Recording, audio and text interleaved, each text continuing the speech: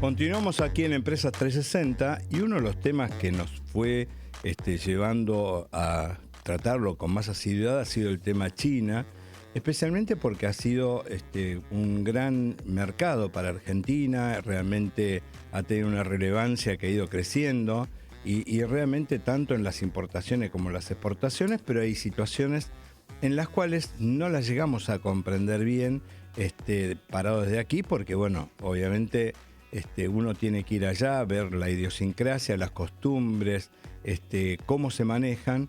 Y bueno, hoy tenemos el placer de contar con una persona que ha estado 12 años en China, ha sido gerente ahí de empresa Volkswagen, ha liderado la transición que llevó a electrificar el 80% de la flota de Volkswagen en China. Es una persona que además de ser políglota, habla también en chino y se ha integrado perfectamente. Es argentino, prácticamente es internacional porque ha estado en muchos países. Y bueno, para que nos explique un poco más de China y comentarnos con las vivencias que él ha tenido, lo tenemos aquí a Roger Jean Lannery. Hola Roger, ¿cómo estás? ¿Qué tal? Buenas tardes. Un gusto estar con ustedes. Lo mismo, un placer enorme y bueno, he tenido la oportunidad de escucharte en otras charlas y la verdad que me parecía muy interesante poder contar con tu experiencia aquí en AM 1190 Radio Perfil y que nos puedas contar a nosotros, la audiencia, todo tu conocimiento y tu expertise. Y el primer tema que nosotros siempre vemos es, siempre nos dicen que bueno, realmente los regímenes laborales en los países asiáticos y por ejemplo en China, realmente son muy extensos, son muy de jornadas largas y realmente te escuché y la verdad que me asombró muchísimo lo que vos nos comentabas la otra vez y me gustaría que nos cuentes cómo es el tema de la jornada, los 996 y cómo se trabaja ahí en China.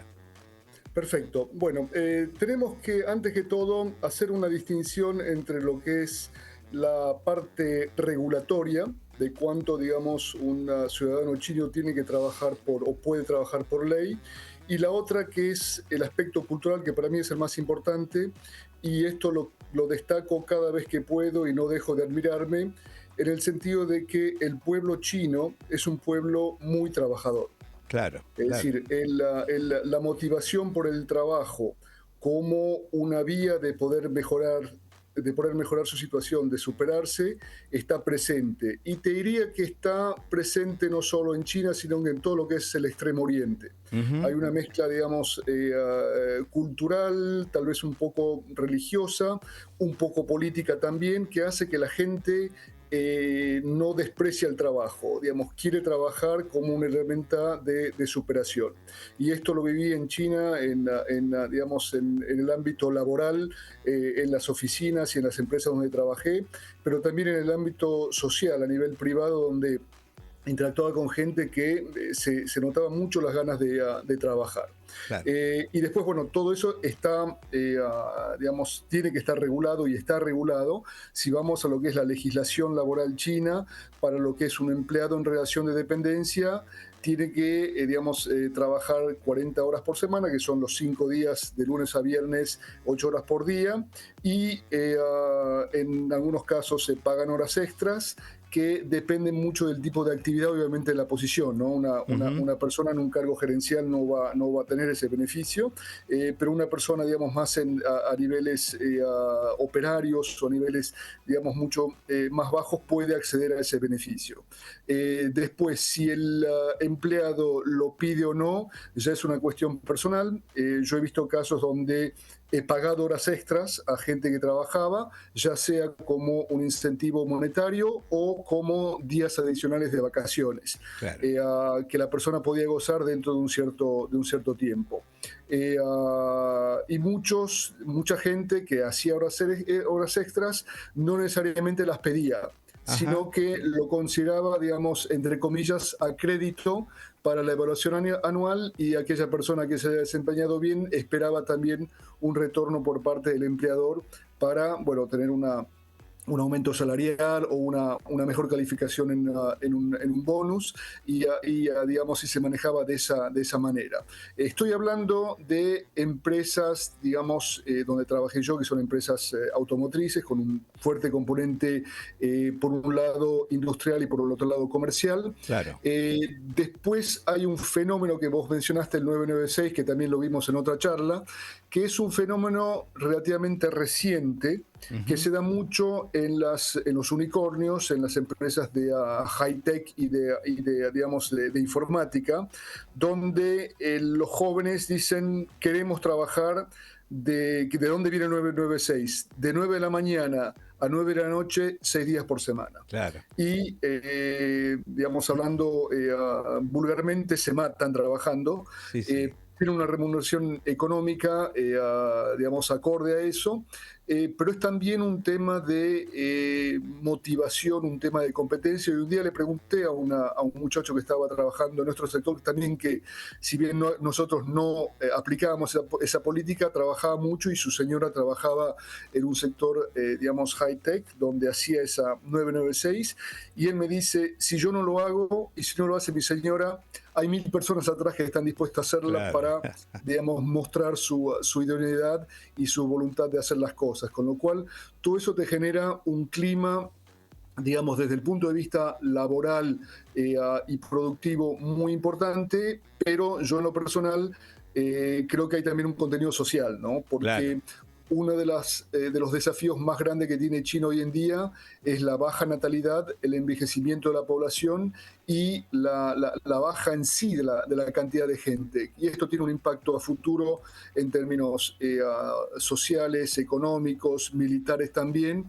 Y una persona joven que hace, digamos, el 996, no tiene muchos incentivos para formar una familia, Seguro. o para, digamos, tener una vida social, con lo cual todos admiramos la buena voluntad para trabajar, pero en algún lado tiene que haber un límite, y ahí creo que China hoy en día tiene un cierto desafío, porque no se condicen ambas situaciones, ¿no? Así que es un tema que el gobierno es consciente de eso, está tratando de buscar un equilibrio para que no haya, digamos, una exageración, pero por otro lado la gente no es que está forzada a hacerlo, tiene la motivación y las ganas de hacerlo. Claro, es casi cultural ese tema, por lo que me decís, más que por lo formal, por la legislación, también culturalmente es mostrar su aptitud para el trabajo y su inclinación hacia la productividad, ¿verdad? Absolutamente, y eso lo vas a ver, te diría, en toda el Asia, en todo Extremo Oriente. Hablamos de China, obviamente, por su tamaño y por su constante, digamos, transformación, pero si vas a Vietnam vas a encontrar algo parecido, si vas a Japón, a Corea del Sur, a Malasia, a Indonesia, que Indonesia es un caso aparte, Tailandia, Singapur, vas a ver que hay esa efervescencia a nivel, digamos, comercial, a nivel laboral, que hace que, bueno, se distinguen en muchas cosas, y no por eso, esto, digamos, justifica también que en estudios de grandes consultores, incluso creo que el Fondo Monetario tiene un estudio al respecto, en el siglo XXI el 60% de la clase media va a estar en Asia. Claro, seguro. Déjame comentar a la audiencia que estamos hablando con Roger Lanerie, el especialista en mercado chino, digamos, ha estado mucho tiempo allí y conoce el sudeste asiático muy bien. Roger, y un tema que me estabas comentando hace un tiempo era el tema de las vacaciones, por ejemplo. ¿Cómo es el régimen de vacaciones en China?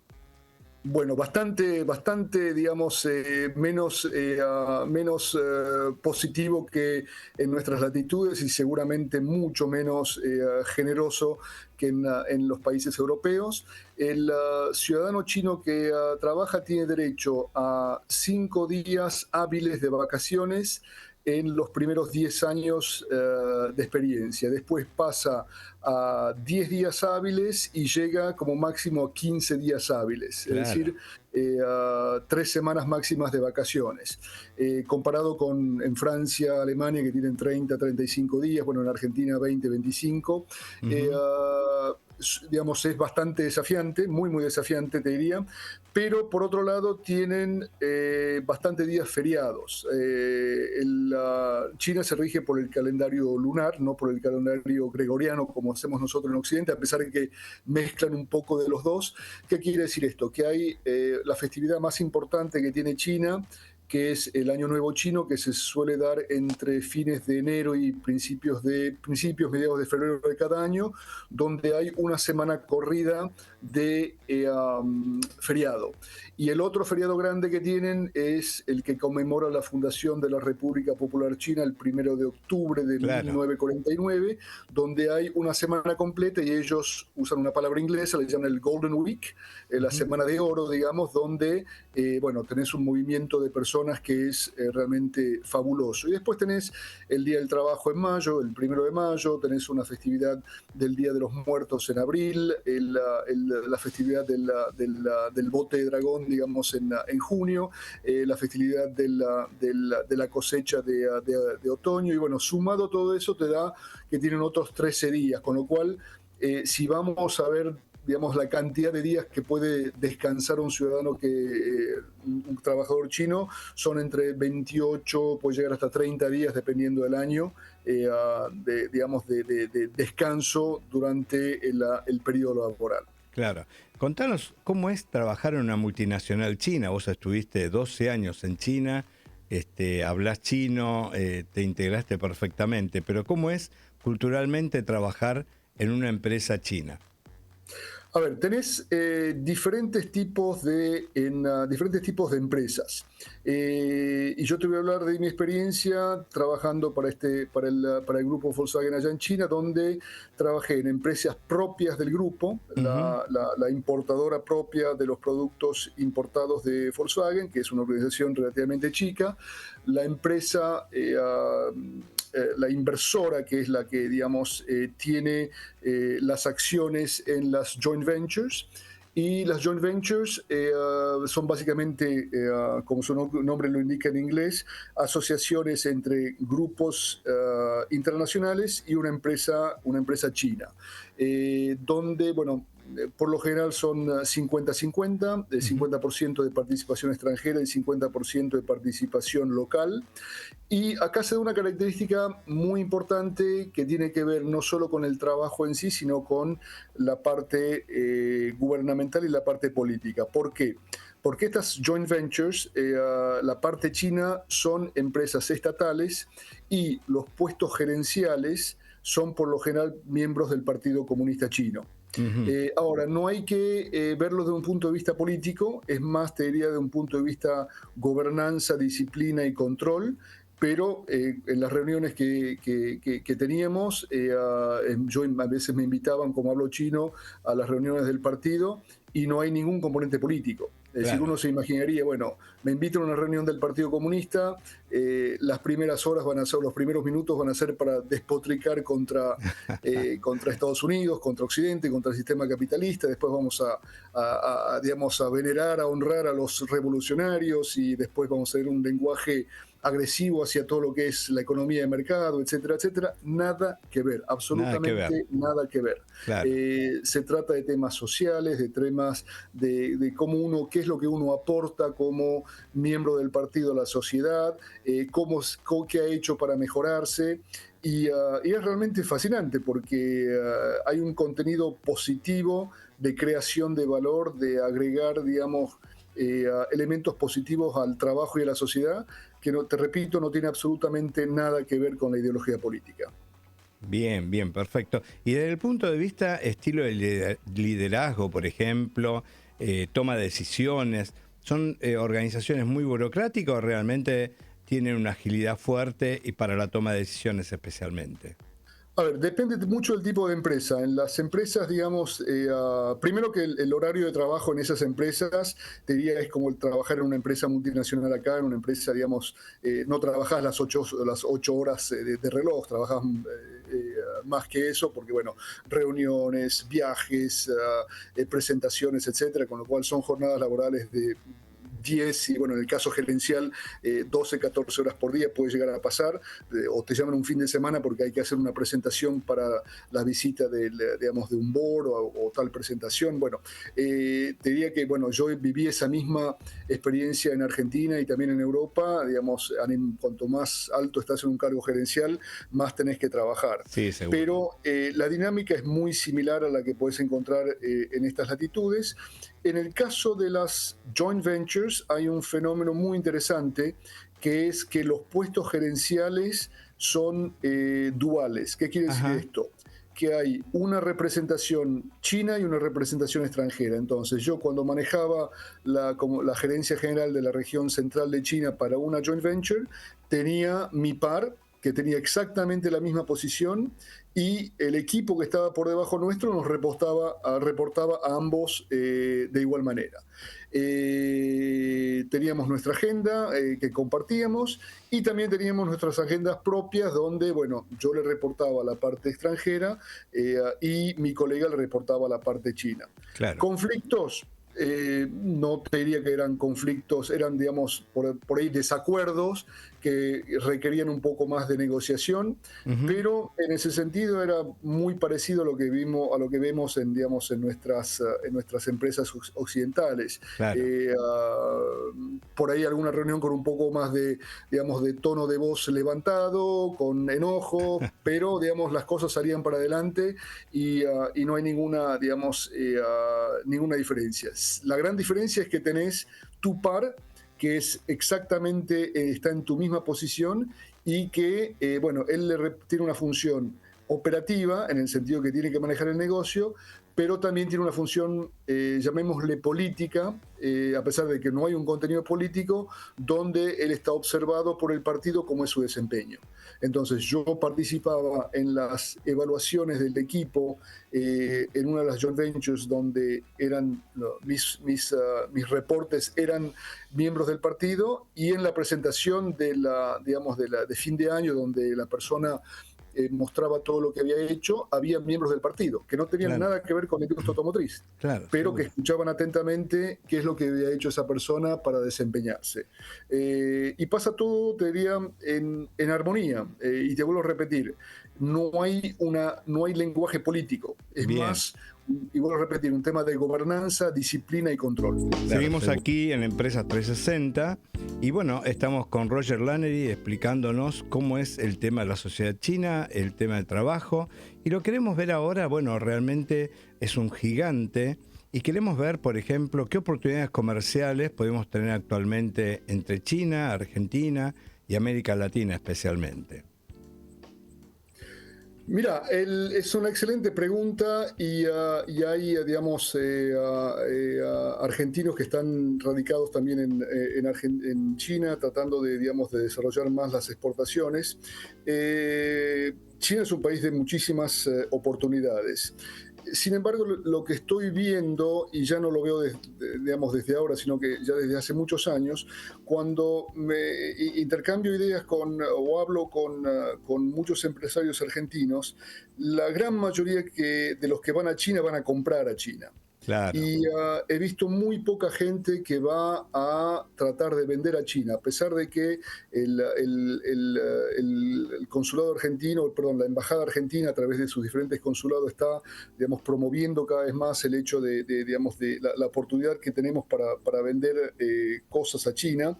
Si vos ves lo que sucede, digamos, en los intercambios, hay mucha gente que te dice vamos a la Feria de Cantón, y a la Feria de Cantón se va a comprar, no se va a vender. claro. Y hay relativamente poca gente que va a la feria de Shanghai, que es en noviembre, que es la gran feria de importaciones para China, que sería exportaciones para nosotros. Y ahí, digamos, yo creo que siempre hay oportunidades, pero en ese sentido creo que, y tal vez me equivoca y no quiero herir sensibilidades con la audiencia o con gente, digamos, emprendedora y exitosa, pero creo que nos sale de alguna manera digamos, el sentido oportunista de ir a comprar algo a buen precio para venderlo acá y hacer Claro. una ganancia, y bueno, y construir una relación que obviamente es buena, y necesitamos también de ese tipo de actividades. Pero he visto pocos movimientos argentinos que digan, vamos a China a tratar de vender algo, Ujú, ya sea un producto, ya sea digamos, un producto manufacturado, que es más difícil sin dudas, claro. o también, digamos, los productos básicos, que bueno, lo estamos haciendo con la soja, con la carne, hay un movimiento importante con el vino también, pero hay otros aspectos a desarrollar, ¿no? Como por ejemplo la parte de servicios. Ahora, el mes que viene, empieza el vuelo directo entre Shanghai y Buenos Aires, Ujú. con China Eastern, que es una de las 3 grandes empresas de allá. Digamos, por semana van a volar, si el vuelo viene lleno, van a venir alrededor de 700 personas por semana. Habrá un Claro. gran porcentaje de chinos. Ujú. Y esa gente tenemos que venderle a la Argentina también como un lugar turístico. Desde ya. Obviamente que el promedio chino quiere ir de vacaciones a lugares más cercanos, como puede ser Tailandia, Malasia, eventualmente ir a Europa, Estados Unidos, pero hay un porcentaje pequeño de ciudadanos chinos que está dispuesto a explorar otras latitudes y otras tierras. Y si bien el volumen es pequeño, para nosotros es bueno. Imagínate si tenés en un vuelo 300 personas y tenés 100 chinos que quieren venir a conocer la Patagonia, se Claro. van a Ushuaia para tomar digamos, un crucero a la Antártida, o que vayan al norte, o que vayan a Córdoba, Mendoza. Imagínate eso multiplicado por el consumo que tiene esa gente, los hoteles, los viajes internos. Y siempre lo dije, y no me canso de repetirlo, tenemos que tratar de explotar también esa beta donde no le estás vendiendo un producto terminado en sí, sino que estás vendiendo servicios. Y tuve algunas charlas durante el año con algunos empresarios argentinos que tienen software específicos para cierta industria, incluso en la industria manufacturera, software específico en el tema de ganadería y agricultura, y también eso tenemos que hacerlo. Ahora, para hacerlo, cómo es la cultura china, hay que ir mucho. Claro. Y probablemente hay que hacer, por decirte un ejemplo, 4 o 5 viajes a China, y no en todos los viajes vas a ser exitoso, Ujú. pero vas construyendo esa relación para nosotros venderle más. Si no hacemos eso, vamos a seguir teniendo relaciones comerciales con China, que son necesarias y positivas, pero creo que siempre vamos a tener una balanza desigual, porque tenemos que ir a comprar a China, pero también me gustaría ver mucho más movimiento empresarial que diga, vamos a ver qué le podemos vender a A China. China.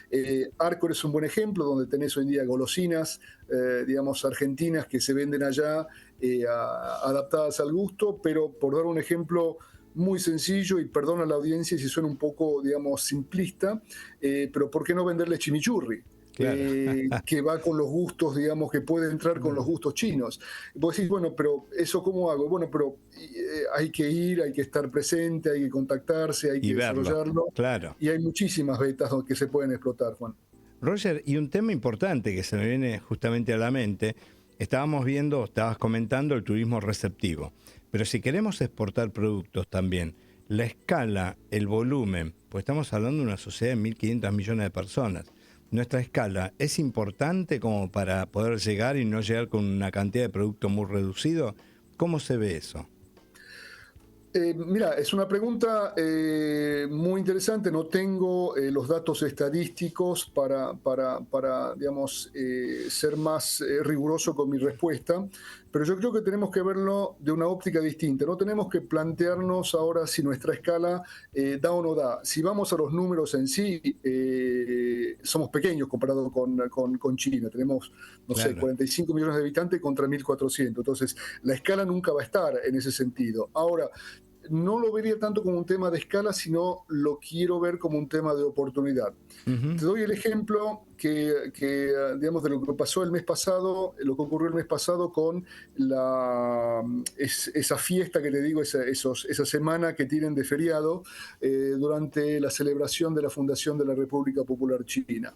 En esa semana, pongámosles 10 días, porque la gente se toma también vacaciones, hubo 800 millones, y repito, 800 millones de tickets aéreos, boletos de tren, boletos de colectivos, de gente que se movió dentro de China. Claro, es fantástico el Entonces, número. si vos me decís, no tenemos la capacidad para proveer 800 millones de cosas para satisfacer cada necesidad, pero pensemos en positivo desde abajo. Si logro captar el 1% de ese movimiento de gente, de esos 800 millones de personas, estoy hablando de 8 millones de personas. Claro. Esos 8 millones de personas, alguno puedo, digamos, algún día invitarlos a traerlos a Argentina, será el 0,1%, el 0,01%. Estás hablando de 8.000, entre 8.000 y 80.000 personas que algún día dicen, sí, vamos a la Argentina. Claro. Imagínate si tuviésemos asegurado 8.000 personas que vengan a la Argentina por año. Sí, no, Y estoy fantástico. tomando así esto sin hacer un análisis exhaustivo. 8.000 multiplicado por noches de hotel, por restaurantes, por tours, digamos, por paseos turísticos. Estás hablando de un número increíble. Y de nuevo, yendo al ejemplo, digamos, de productos que le podríamos vender. Yo estuve en agosto por temas personales, le llevé digamos, cajas de alfajores a mis amigos y ex empleados. Se lo comieron todo. Entonces, es una golosina que, bueno, el chino dice, no consume alfajor. Es cierto, pero consume Ferrero Rocher. Claro. Entonces, si los italianos le pueden vender Ferrero Rocher, ¿por qué los argentinos no le podemos vender alfajores? Sí, desde ya, seguro. Es incluirle o incorporarle la costumbre que tenemos nosotros para poder vender el producto también, ¿no? Es decir, tal vez no va a ser imposible cambiar las costumbres, pero mínimamente intentarlo. Claro. Mínimamente decir, bueno, mira, prueba esto, prueba estas cosas que tenemos acá, a nivel, digamos, de muchas cosas que pueden ser muy, muy, muy atractivas para los chinos. No tengo la solución mágica, hay que obviamente trabajarlo. Acá en Argentina la Cámara de Comercio Argentino-China hace un trabajo excelente en ese sentido de abrir puertas, tender puentes, digamos, desarrollar eso. La embajada también en Beijing hace un trabajo. Pero bueno, ni la Cámara sola, ni la Embajada sola pueden armar todo. Debería haber digamos, un movimiento mucho más fuerte a nivel, digamos, empresarial, a nivel, digamos, corporativo, que diga, sí, vamos a hacerlo. Y como pasa en los negocios, no siempre se gana, desafortunadamente. Pero si no lo intentás, tampoco vas a ganar. Es decir, el no lo tenés. Intentá desde mi punto de vista, habría que intentarlo en coordinación con esas entidades que te dije, la Cámara acá en Argentina y también la Embajada. Hagamos algo, hagamos más de lo que estamos haciendo. Porque de esa forma podés lograr digamos, que le vendamos algo más, productos o servicios. O servicios, Déjame comentar a la audiencia, estamos hablando con Roger Lanery, especialista y experto en todo lo que es China, dado que ha vivido muchísimos años allí. Y desde el punto de vista de tu especialidad en la industria automotriz, por ejemplo, ¿y cómo vistes el ritmo de producción o cómo ves el ritmo de producción estos años que has estado allí? El tema de eficiencia, automatización, ¿cómo es la industria china en ese aspecto?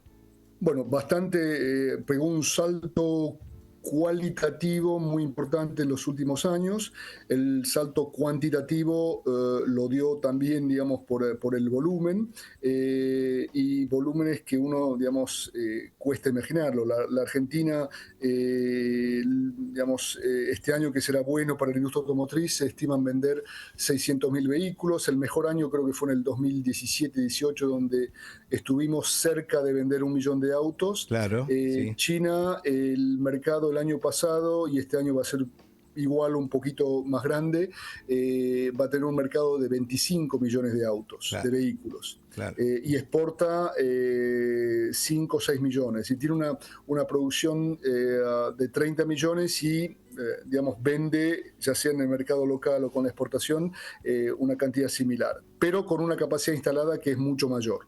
Claro. Y todo eso, digamos, hay gente que critica mucho a China, ya sea en la industria automotriz. En Europa ahora hay mucho ruido, y empieza a verlo acá también en Argentina con estas tiendas digitales como Shein y Temu. En Europa ya hay prácticamente una oposición muy fuerte, y digamos, ahí yo no quiero ser tan crítico ni castigar a China, porque lo que están haciendo es básicamente lo que haría cualquier país y cualquier sociedad que quiere vivir en una economía de mercado. Optimizo mis productos, los hago, digamos, competitivos, los hago de mejor diseño y trato de venderlo al mejor precio posible. Claro. Digamos, es la base de la economía de mercado que China la está aplicando. Ahora, hay obviamente un efecto de volumen que los aranceles de Estados Unidos, de Europa, no lo van a parar. Ujú. No lo van a parar porque hay, digamos, uno cree que la China es competitiva porque tiene salarios bajos y porque tiene, digamos, baja los costos. No es tan así, Juan. La gente en China gana bien. Digamos, no es que ganan sueldos miserables. Pero a nivel, digamos, donde ellos han ganado muchísimo, son, desde mi punto de vista, dos factores importantes. Uno es la educación.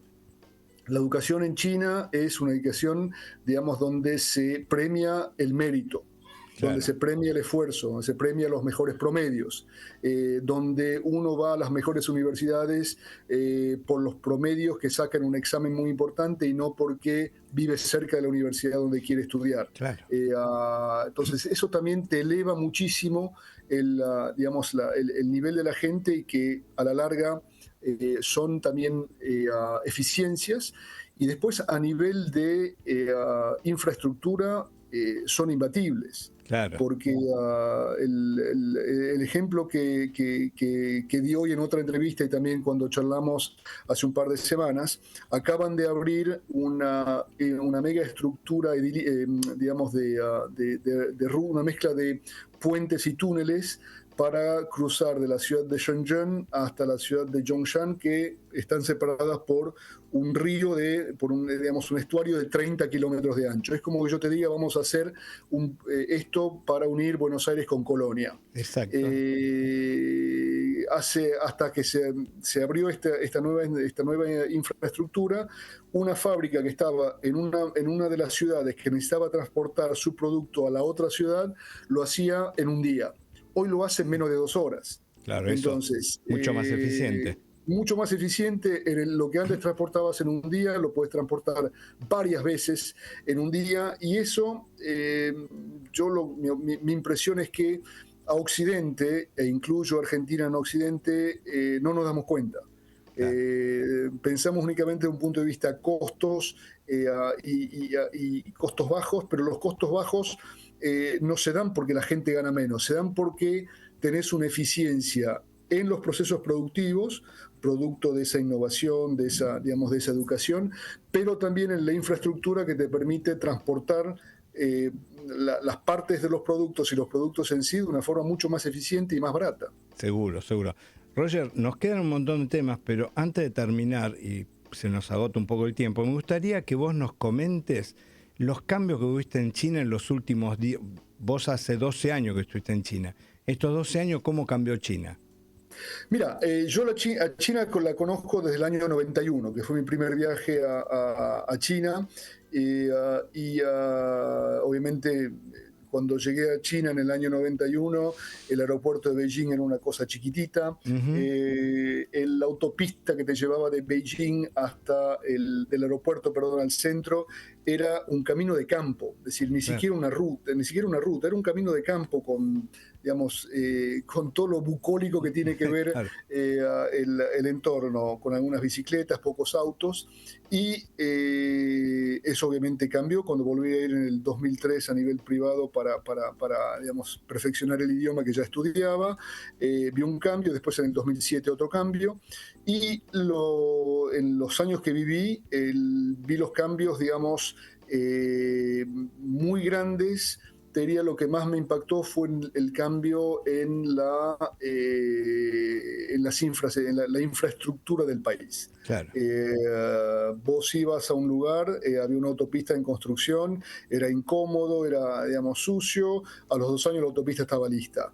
Me fui de China el año pasado, volví este año digamos, por algunos temas personales que tenía que resolver, y en Beijing ya habían inaugurado 3 líneas nuevas de subterráneos.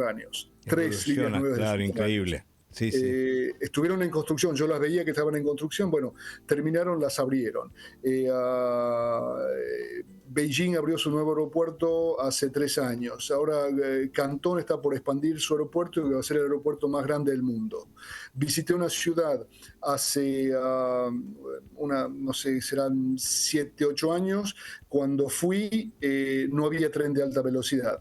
Hoy esa ciudad está comunicada con Beijing, Shanghai, con trenes de alta velocidad. Claro. Es decir, donde antes vos para ir ahí tenías que, te hacían falta 8 horas, hoy te hace falta 2 horas. Sí, evoluciona. Entonces, a nivel de infraestructura, China crece y hace cosas porque se lo propone el gobierno y porque la sociedad acompaña.